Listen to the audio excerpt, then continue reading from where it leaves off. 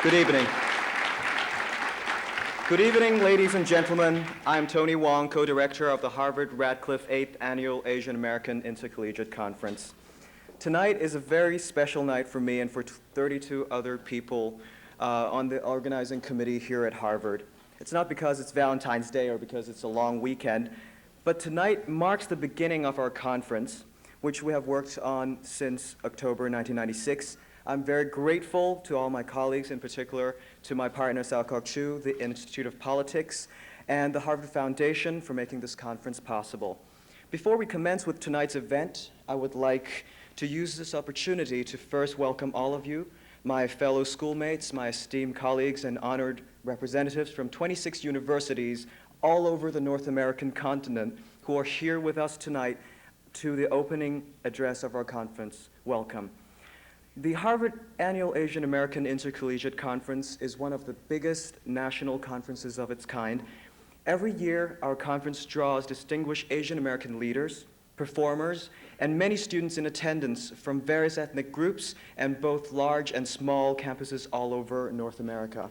The cultural aspect of the conference offers many events that aim to inform and entertain. This year, we have a wide variety of cultural workshops, from sushi making to kendo, from Tai Chi to Mahjong. There's a dozen of events for students to choose from. The political aspect of this conference focuses on the importance of Asian American leadership within the Asian American community. This year, the theme of the conference is Shaping Asian America, Visions and Revisions. We are honored this year to have many prominent Asian American leaders from all walks of life to speak to us about their experiences this weekend, and many will express their views on what Asian America has meant to them personally in the past and present, how their immigrant or Asian American background helped or hindered their struggles to succeed, and what their vision of Asian America will be or should be. Our distinguished speakers will no doubt offer great insight about the role of Asian Americans inside and outside college towers, and what young Asian Americans can expect to encounter and overcome in order to advance themselves as they enter different areas of the workforce. The political aspect of our conference aims to raise awareness of the outstanding work of Asian Americans in different fields. The goal of our conference is to encourage young Asian Americans to follow their dreams, be it activism, politics, entertainment, journalism, or any other field. Tonight, we're extremely honored to have the prime example of a successful Asian American pioneer here with us tonight, Ms. Connie Chung, who has inspired many students to follow her footsteps into journalism. On behalf of the undergraduate community of Harvard University, I would like to express our excitement about Ms. Connie Chung being with us tonight as both a research fellow for the Kennedy School of Government and an honored opening speaker for our conference. Ms. Chung's address tonight is both a celebration of her prominent work as a journalist and her coming to join us as Harvard as a fellow. And without further ado, I will pass the podium over to Professor Pippa Norris to introduce Ms. Connie Chung to you. Again, thank you and welcome.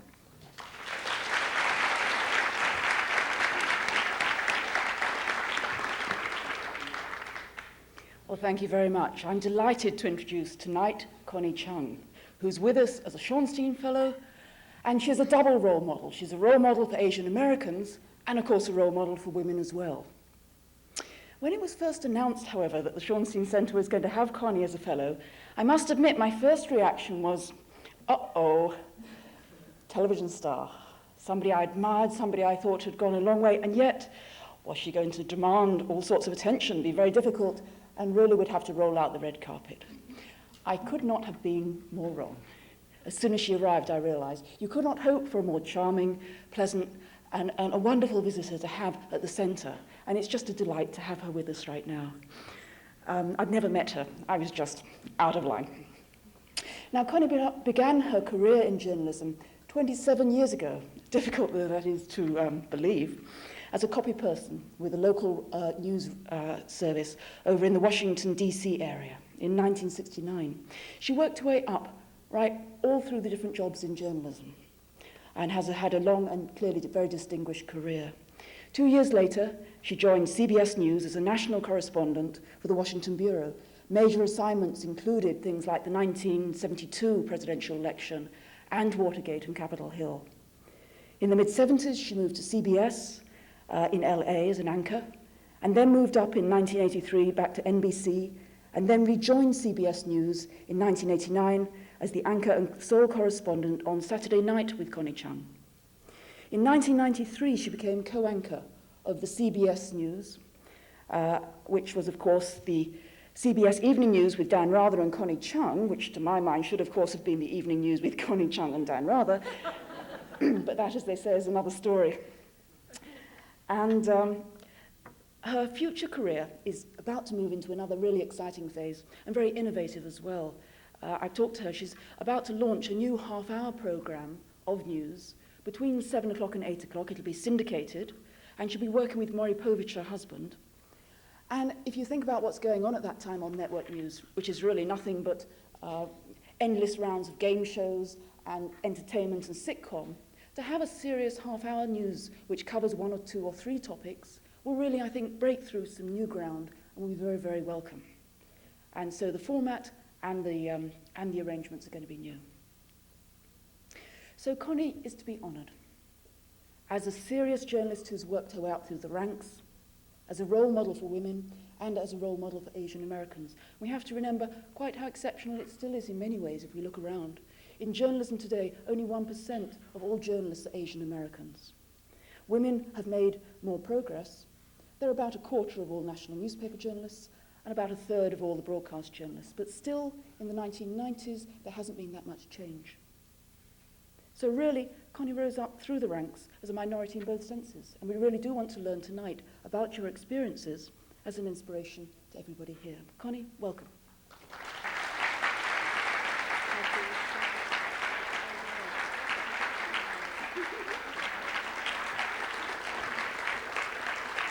Thank you.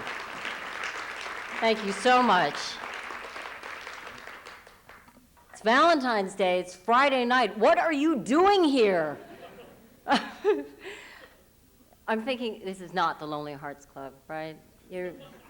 Surely we can do something for some. How about, where do you go to school? You go to Harvard? Okay. Oh, good. Okay, how about somebody single? Can't I match somebody up with somebody else here? I have a girlfriend who loves to do that. She's done about 9 couples. I think tonight's a good chance for you to meet somebody, don't you think? Thank you for coming on a rainy night, on Valentine's Day. I mean, really, that's so nice. I appreciate your coming. It's been a long time since I've spoken. I actually don't speak that often. I used to speak a lot when I felt I had more time, and then as the jobs became more time-consuming, I just spoke less. And but at the time when I used to speak, it used to be the time when it was not politically incorrect to drink and smoke. And I would talk to these groups that would be drinking, and they'd be drunk, and everything I said was funny. So my favorite drunk story is when I was working in Los Angeles in local news, I went off. I was pretty young then, and the weekend before I went out roller skating. Rollerblading wasn't even in yet.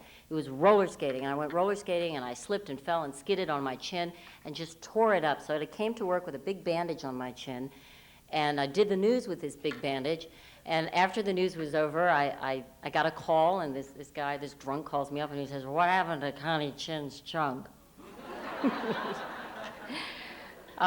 As you know, I'm a fellow here at the Shorenstein Center. And it's the first time I've been in school in 30 years. Believe me, it's disconcerting. I was getting a tour of the library, and I caught myself chewing gum. And I thought, oh my God, you know, that was the worst crime you could commit in my day. I mean, I know you all do much more awful things in the library, but I didn't. And all sorts of other things. There was another fellow who's older than I am. He's something like 53 or 54. He said he was shopping. You know, you all shop for classes, huh?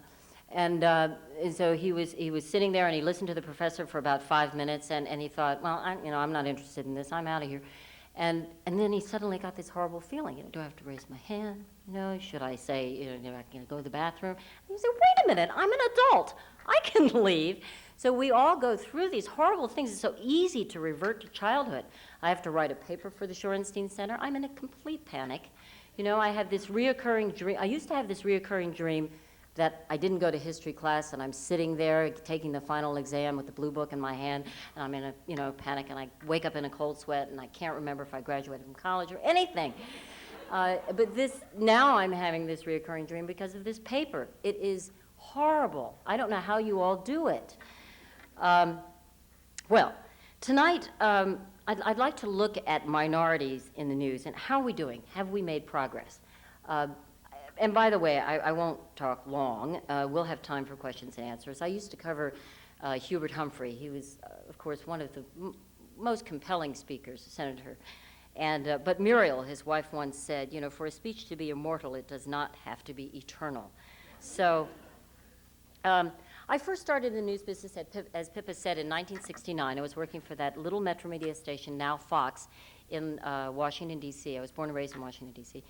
My parents came from China. I have 4 older sisters. They were all born in China, but I was the only one born in the United States.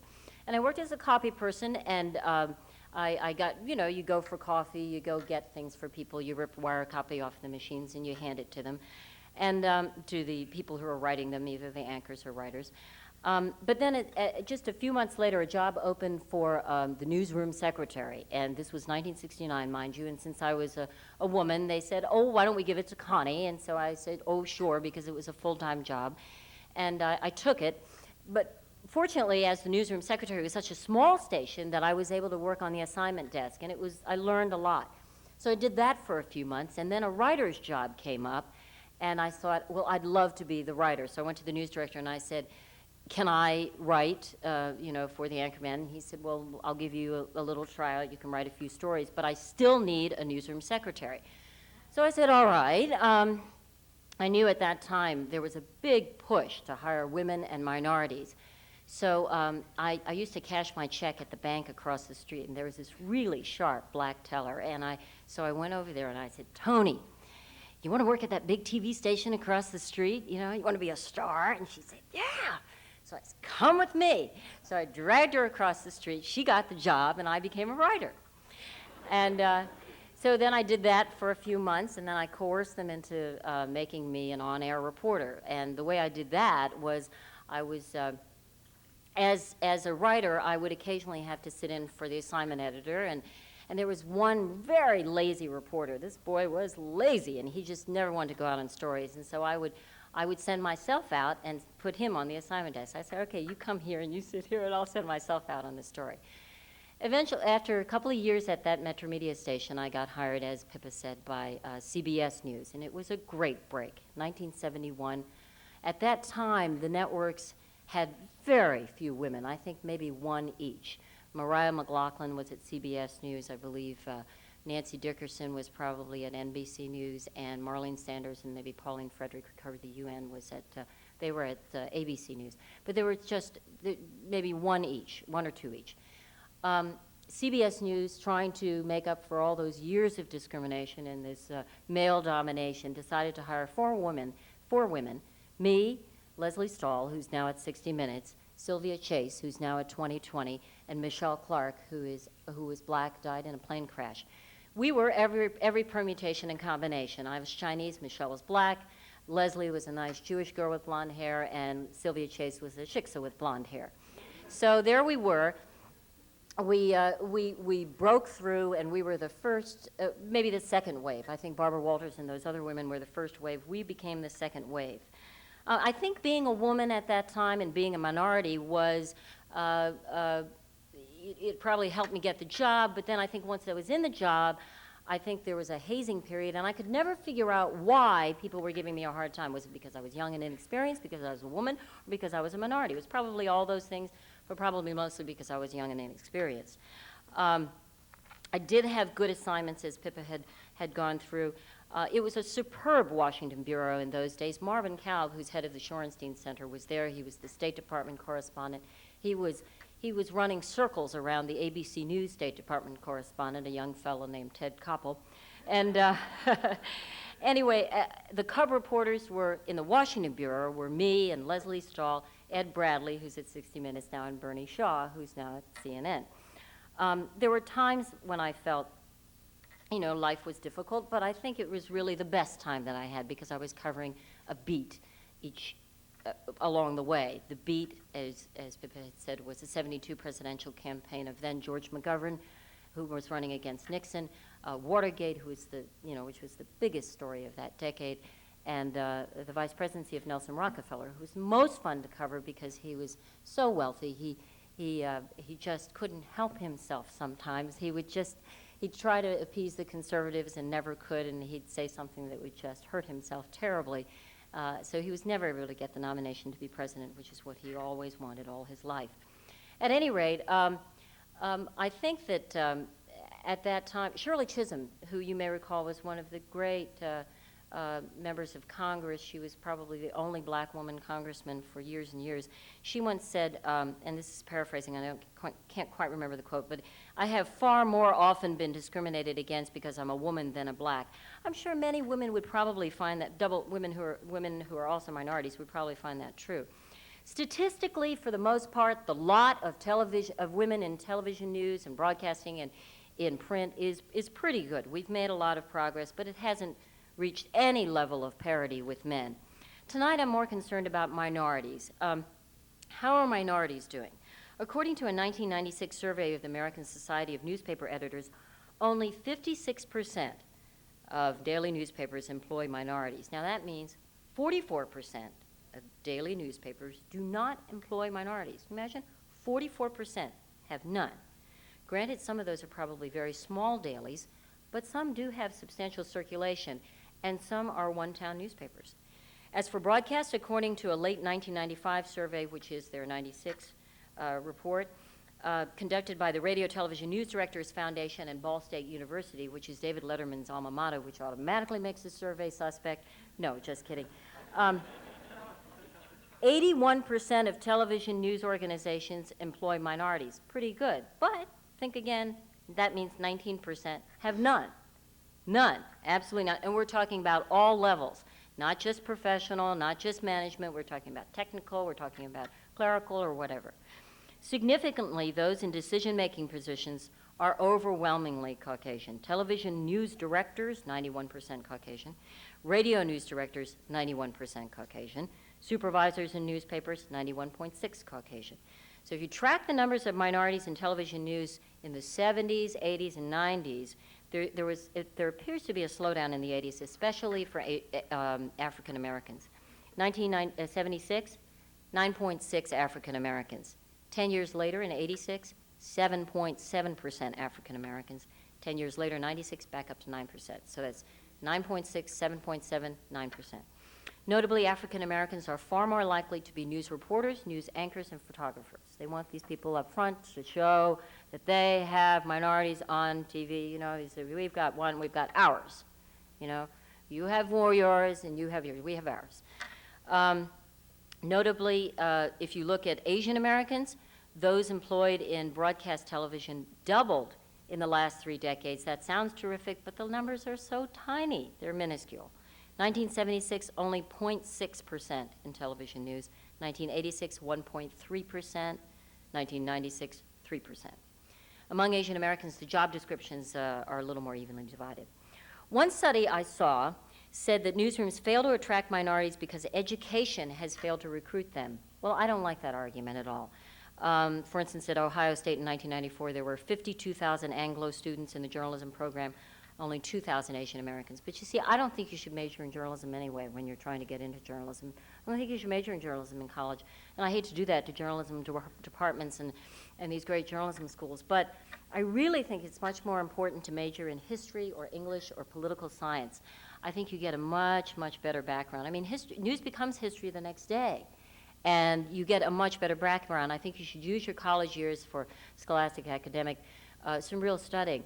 You can get that practical experience. You can take journalism courses as a minor. You can minor in journalism, take those journalism courses. It's worthwhile, or broadcasting courses if they offer it. But it's much more worthwhile to major in history, I think. History is the best. But if you like political science or English, that's fine.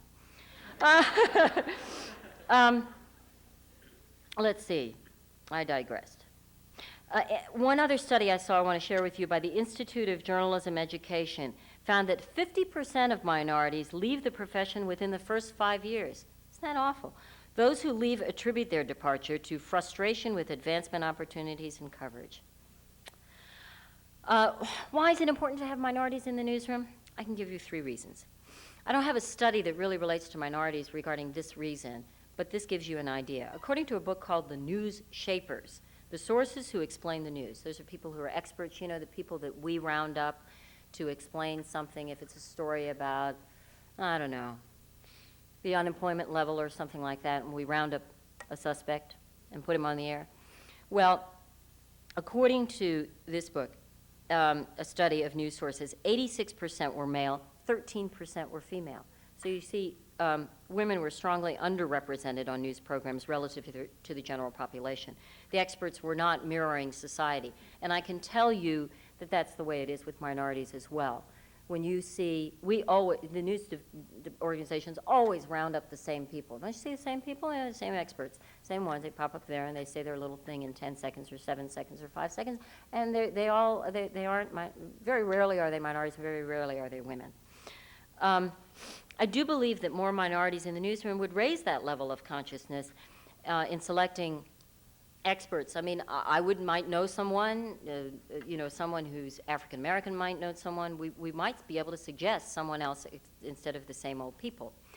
Another reason to have higher representation of minorities in the newsroom is an anecdotal story. I was told that a news organization didn't know that Selena was a story, the singer who was killed, who was murdered. And that's because Selena wasn't even on their radar screen. Now, some of you are going, who's Selena? No, you do know who Selena is, don't you? Yes, you do. But finally, they caught on because someone in the newsroom said, this is a story. I mean, it's worth telling. Maybe you don't want to do a whole story on it, but it's worth telling.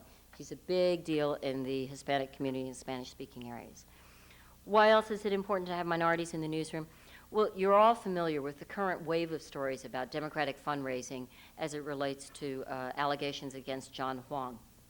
Well, a law professor at Howard University in Washington, D.C., Frank Wu, is writing an extensive analysis of media coverage of the John Huang affair for the Harvard University Asian American Policy Review, and he was kind enough to send me a lot of material, and he's better able to describe his findings. But basically what occurred in some media coverage and by some politicians was misidentification, actually. No distinction about as to whether this person was an American citizen or a foreigner. It's obviously foreign fundraising is illegal, but domestic fundraising involving Asian Americans is not. So there was no realization of this among some media organizations of guilt by association. The headline would read, "The Asian Connection," and I think you'd agree. Headline writers tend to be the most egregious offenders, actually, usually anyway. But you wouldn't see the East European connection. So a statement by certain Asian Pacific organizations asked the politicians and media to do 4 things, and I'll just pass these along to you so you can get a better sense of what they're asking for. Distinguish between Asian Americans and Asians who live in other countries. So simple. Distinguish between overall political activity of Asian Americans and any alleged illegal or improper activity that occurred.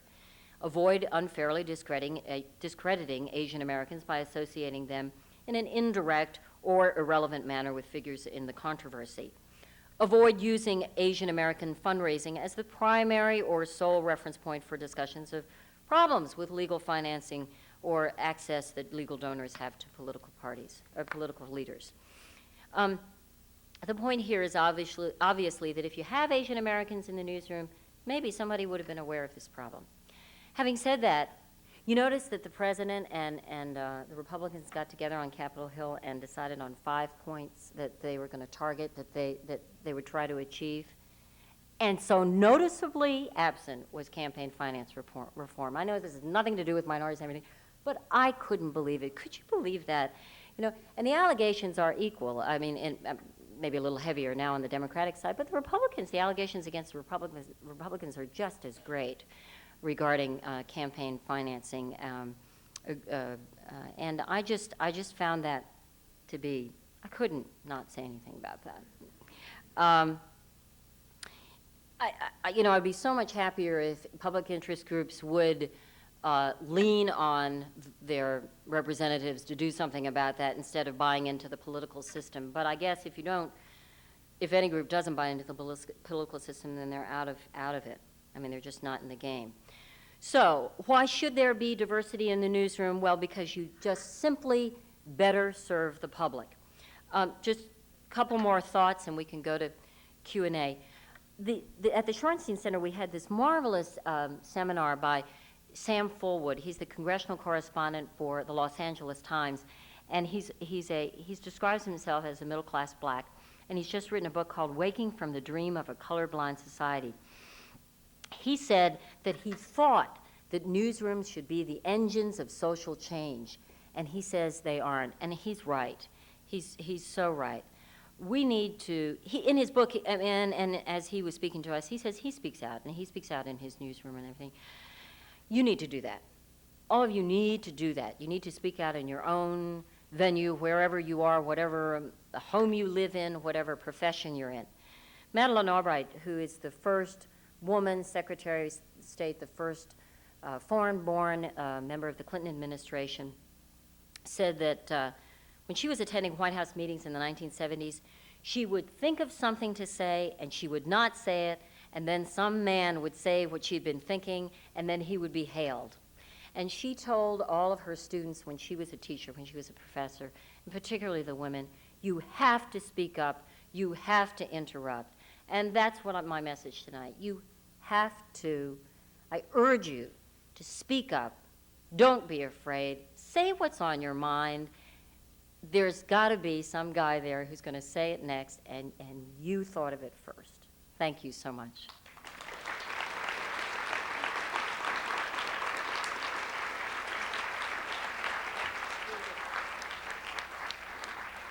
Well, now we'll go to questions and answers from the floor. We have 2 microphones.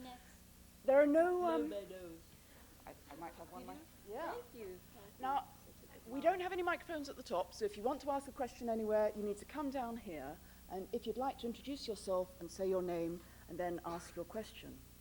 While we're waiting, Connie, one thing I wanted to ask you, was there any particular story which you think you highlighted that you have done, particularly because of your own background? I'm thinking, for example, the one on breast cancer might be one, or there might be others, which you think other people in the newsroom might not have picked up on. Let's see. I guess maybe, I think you picked a good one.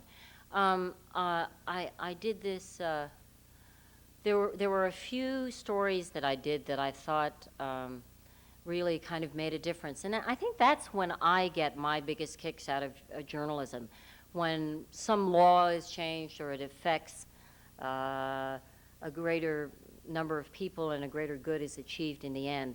And one of the stories that I did was silicone breast implants that were found to cause so many immune problems in women. And we found so many cases of it that the FDA commissioner, then David Kessler, who's now, he just went to Yale, didn't he? I just read that he went, good. I know what you all think.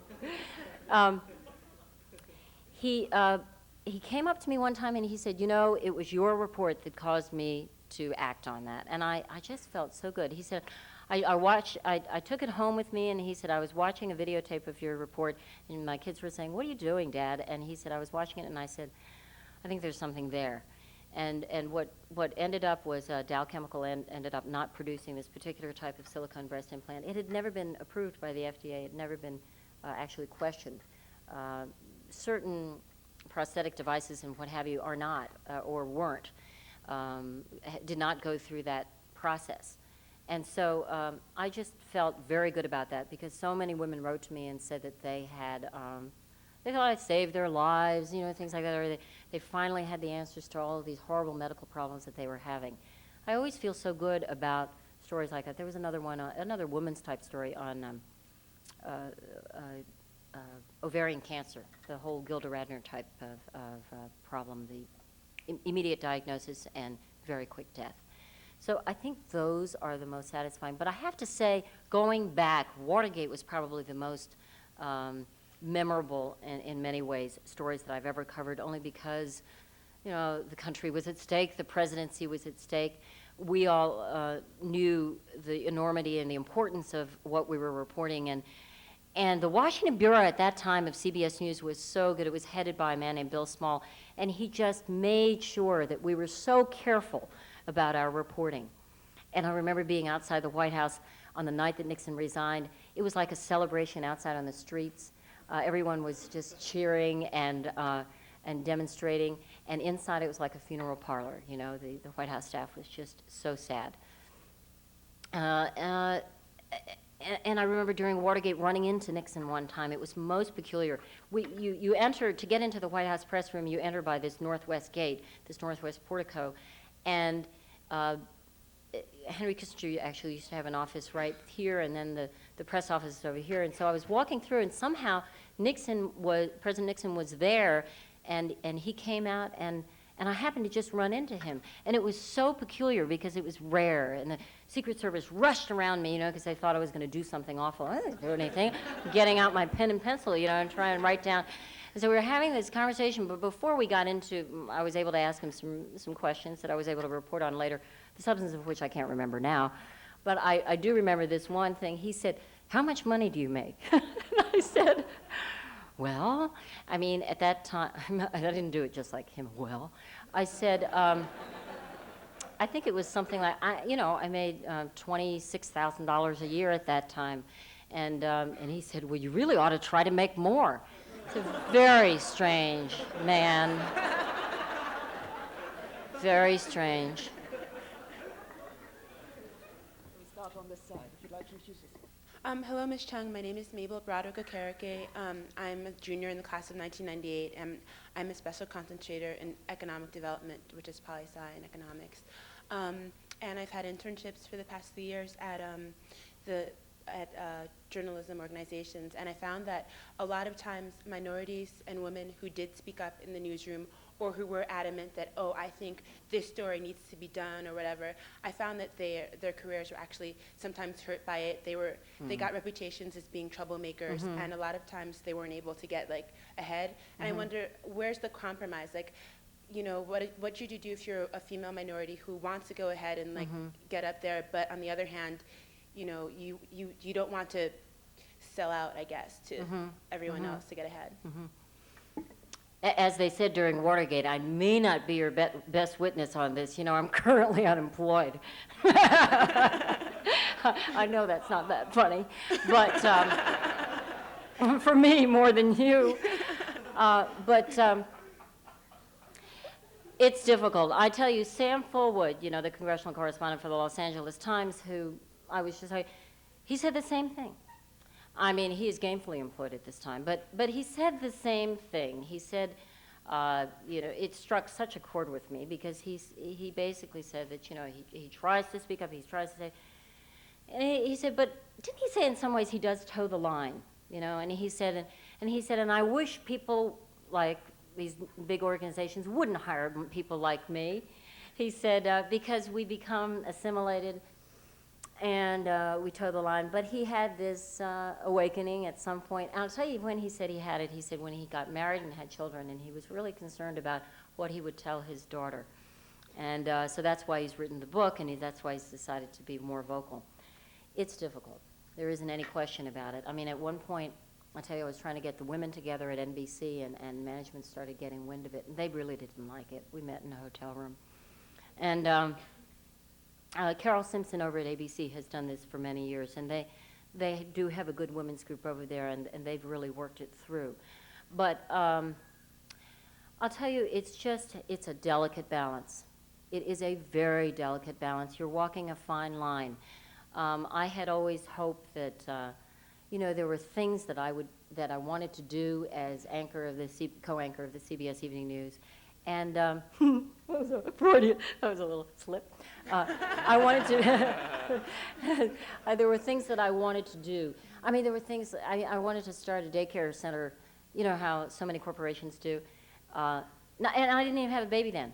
I wanted to do that because I thought men were so incapable of taking care of their children. Whenever these single men were around and they needed to take care of their children, they would bring them to the office, and they would just be so bent out of shape all day long, and the women who were single mothers would handle it. And so I thought maybe we can help these poor guys out and get a daycare center there, and they can plop their children there, and they can go visit them. I'll tell you, there's so many things that we, as we elevate into positions of power, that we would like to do for other women, that we would like to accomplish in terms of story ideas and everything. I wish I had an answer for you. It's just, it's being part of the system, but constantly nudging the system along in a diplomatic, civilized, adult way. And I think over the years I was able to achieve that, and and I hope to return to that very soon. Yes, Ms. Chung. My name is Mariah Starr. I'm a sophomore at Harvard College. You referred to your anchorship or your co-anchorship at CBS News. Thank you. I read reports that said, you were only on there for a few months. No, you forgot. 2 years. Oh, 2 years. Okay. Oh, how sad. My It slip. was just a blip. Sorry about that. That's all right. But I read. Sit down. I'm just kidding. Okay. I'm Well, I not. read. I'm more hurt than angry. Well, you show a great deal of levity then. Yes. I read reports that said it was due to sexism, racism, whatnot. No. What's your assessment of it? Oh, I don't know. Yeah, it probably was all of that. I don't know. It's hard, so hard to go back on that painful process. What did happen? What the hell happened?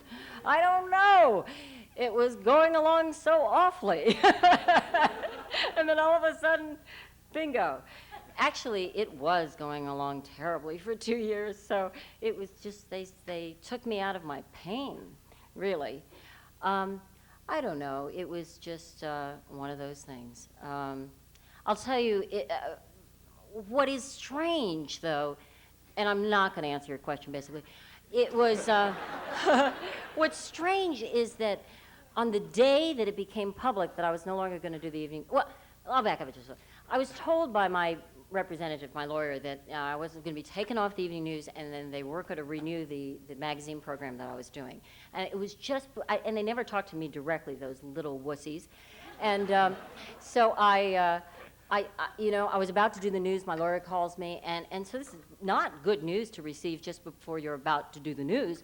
And I sat down there and I said, I'm going to fight this, I'm going to fight it. And I sat down and I thought, because they offered me to stay to do weekend news and substitute and specials or whatever, something. And I thought, and as I was sitting there doing the news, I said, I don't want to do that. I don't want to sit here for the rest of my contract, 9 months or whatever it was, and do that. So by the time I went home, I said, I'm going to get a separation. I'm going to leave. And that's what I decided to do.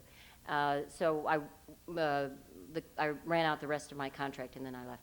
But the strange thing is that on the Saturday that it became public, it was I call it my little Saturday night massacre. And then Sunday, my husband and I have been working on adoption for a long time. Sunday, we get the call that our adoption is going to come through. It was amazing. It was a miracle. It's what we call, in my heritage, my tradition, a mitzvah. That was a mitzvah. It was unbelievable. I turned around, and here, I tell you, I would have been working. I really would. I would have been still working like a dog. I would have been traveling. I never would have been able to spend time with our little 1.5-year-old son. And Matthew is just adorable. I'm being an unbiased reporter here. He's brilliant. Very, very cute. He is. I just completely unbiased. Hello. My name is TK, and I'm a student at Harvard College. Yeah, we met earlier. Yes. First of all, I want to thank you for coming tonight, Valentine's Day, Friday night also. My question is, in a world that has gotten much smaller because of the internet and the mass media, what is your view on ethnic studies in colleges across the country, And if possible, Ethnic studies. ethnic studies. Could ethnic studies be a vehicle for social change or a vehicle for leading to better understanding between ethnic groups? Why do you bring in the computer? Because we're in a much smaller world because of the internet that Oh, we're of in course we are. contact. Yes. Yeah. No, I'm just so computer illiterate, I'm embarrassed to say. Yeah, I think ethnic studies would have to help. I mean, I was actually looking through your course book, you know, the beginning of years, and I was fascinated with what's offered today compared with 30 years ago when I was in college. It's amazing, and I think that has to contribute to, you know, a better understanding of intercultural relations, of racial diversity. It's just got to help. I wish, and I'm going to take advantage of some of the things that you have to offer here, if I have time, if I can just get my paper written. But I will. I think yes. What an easy question. Thank you. Yes. Hi, my name is Lisa B., and I have a cable TV talk show here in the city of Cambridge called Be Live with Lisa B. every Wednesday evening. And I was just wondering, actually I had a comment. And watch the Maury Povich show too. That's right. It's on at 4 o'clock on CBS. Okay.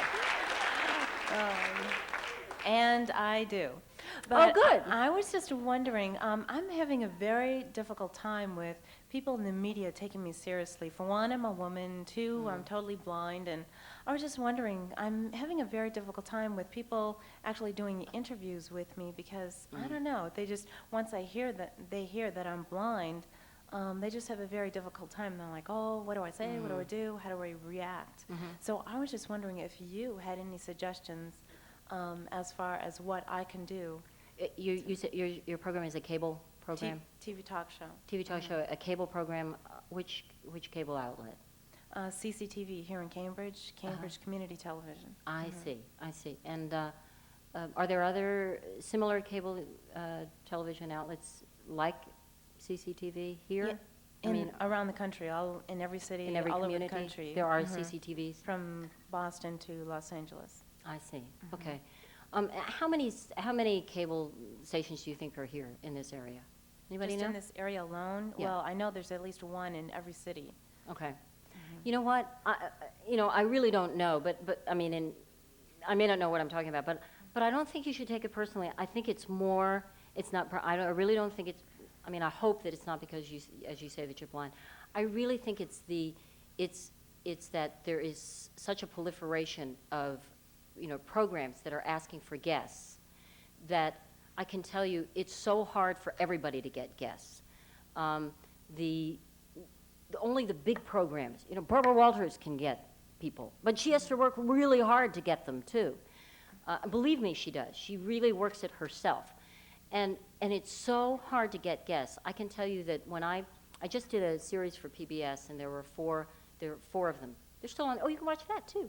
It's going to be on next Monday on your PBS station here, 10 o'clock. And he's actually writing it down. Thank you, Sewell. When I did it, the PBS public relations person said, you have gotten these many requests, or these are the possibilities of programs that we could do. I'll tell you, the cable list was unbelievable. It was a 2-page, almost single-spaced. There were a zillion programs. So I think it's just really hard for everybody to get guests. It's hard for my husband to get guests, and he's a syndicated talk show that's in the top 10, even shorter than that. Maybe top 5, 6, something like that. So I really don't think you should take that personally, I think that it's hard. It's just hard.